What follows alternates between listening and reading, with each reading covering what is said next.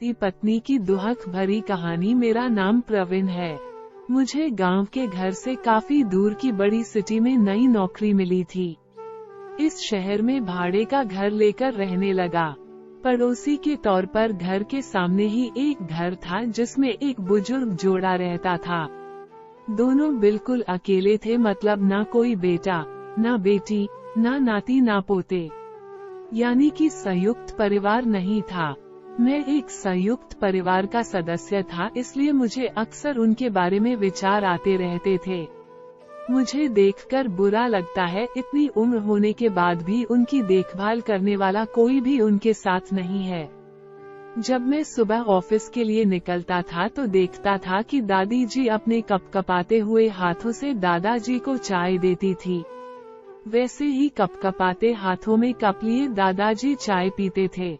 वहाँ पर रहते हुए कुछ दिन होने के बाद मुझे पता चला कि ये दोनों मिलजुल के धीरे धीरे घर के सारे काम करते थे।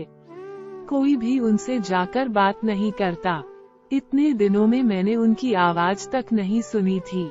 जब मैं शाम को ऑफिस से घर आता था तब दोनों को घर के आंगन में बैठा पाता था और उन दोनों के ही चेहरों पर थकान साफ साफ पड़ पाता था। मेरा मन कई बार करता कि उनसे जाकर बात करूं, लेकिन फिर किसी वजह से मेरे पाँव वहीं पर थम जाते। मैं जब जब उन्हें देखता था मुझे मेरे दादा दादी की बहुत याद आती और मैं घर पर फोन लगाकर उनसे बात कर लिया करता।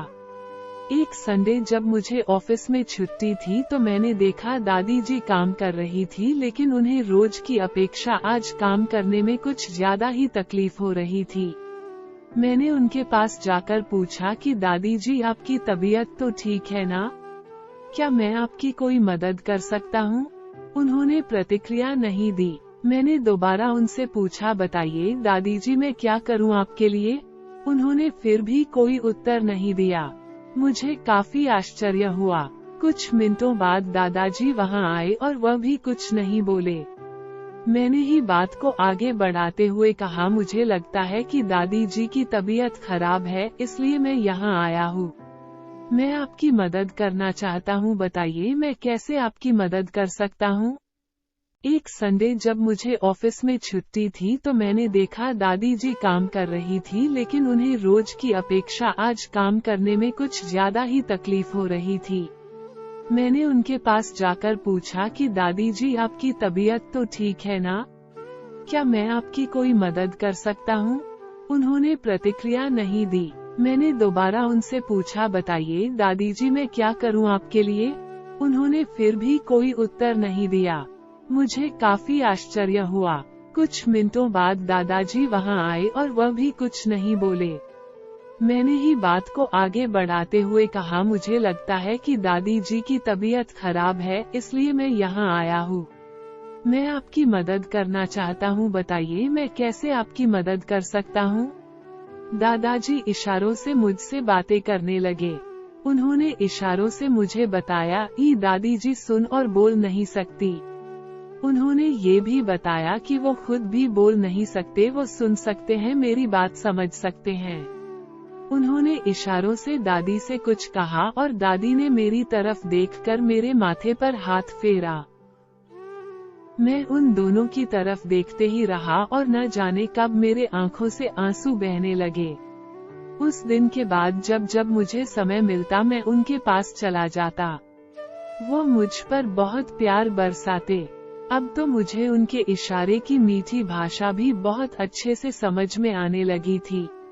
एक दिन मैंने दादाजी से पूछा कि वो अकेले क्यों रहते हैं?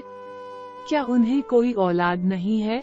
दादाजी ने दादी को इशारे से समझाया कि मैंने उनसे क्या पूछा।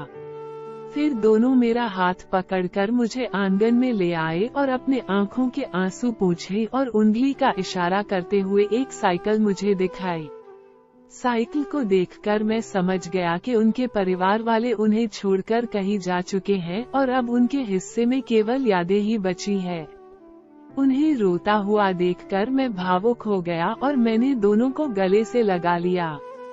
उन्होंने मेरे ऊपर अपने सीने में सालों से बंद प्यार के बादलों से प्यार की इतनी बारिश कर दी कि मैं पूरी तरह उसमें भीग गया। दोस्तों, इस कहानी से कई लोग कनेक्ट कर पाएंगे क्योंकि यह सिर्फ कहानी नहीं है, ये कई सारे बेचारे बुजुर्ग लोगों की सच्ची दास्तानें है।